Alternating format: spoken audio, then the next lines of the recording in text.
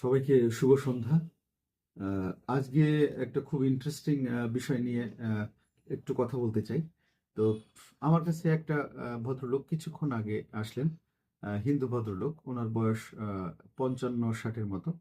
তো ওনার সমস্যা হলো প্রস্রাবের রাস্তার মুখে, যেখানে পেনিসের গ্লান্স পেনিস বলি আমরা, ওখানে যে অগ্রত্বকটার ওখান থেকে পুজ আসছে এবং ওখানে ব্যথা, এবং সে চামড়াটা, অগ্রত্বকের যে চামড়াটা, এটা সে ফুটাতে পারছে না, নিচের দিকে নামাতে পারছে না, রিট্রাকশন করতে পারছে না। তো আসলে কি হতে পারে বলেন তো আপনারা?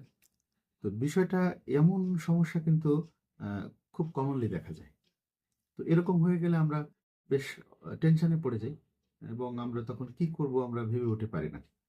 তো আসলে এই রুগীটা তখন আমি এক্সামিন করে দেখলাম তাকে, যে আসলে সমস্যাটা কোথায়।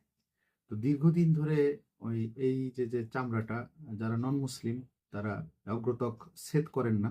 তো তাদের নিচে সাধারণত হাইজিন বা এই পরিষ্কার পরিচ্ছন্নতার বিষয়টা রয়েছে।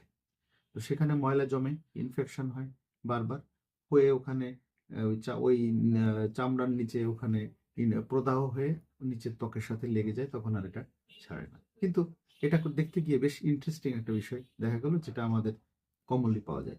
সেটা ওখানে একটা শক্ত একটা চাকা রয়েছে, যেটা চামড়ার নিচেই আছে। সেটা এখন পরীক্ষা নিরীক্ষা করে, তার পরীক্ষার যে আগে কাগজপত্র রয়েছে, সেটাই দেখা গেল যে তার ওখানে একটা টিউমার, অর্থাৎ একটা ক্যান্সার রয়েছে। সে ক্যান্সারটা বাসা বেঁধেছে বলে সে উপরের চামড়াটাকে ধরে ফেলেছে, এবং ওইটা আর ই করছে না, চামড়াটা নাড়ানো যাচ্ছে না, এবং এটাকে রিট্রাক্ট করা, পেনিসটা আর ফুটানো যাচ্ছে না। তো এইরকম অবস্থা হলে আপনারা কখনো দেখলে সঙ্গে সঙ্গে ইউরোলজিস্টের কাছে হাজির হবেন। আমার নিকটস্থ কেউ এরকম সমস্যায় ভুগলে খুব আহ, সানন্দ চিত্তে এবং খুব নিশ্চিন্তে চলে আসবেন আমার কাছে। তো আরো একটা জিনিস হলো যে এইটাকে আমরা কিভাবে কি আগাবো বা কি করতে পারি, এর চিকিৎসা আছে কিনা, এটা মাথায় ঘুরপাক খেতে পারে। খুব ভালোভাবে চিকিৎসা রয়েছে, কারণ এটা আমরা এর পরবর্তীতে তাকে অপটিমাইজ করে, তারপর আমরা ওখান থেকে একটু করে মাংস কেটে নিব, নিয়ে আমরা সেটাকে পরীক্ষা করব।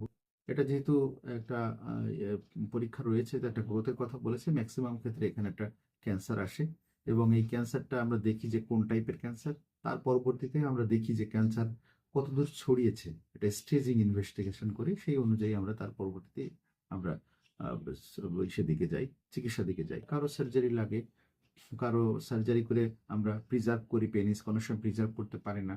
এটা ডিপেন্ড করে কতদূর পর্যন্ত গেছে।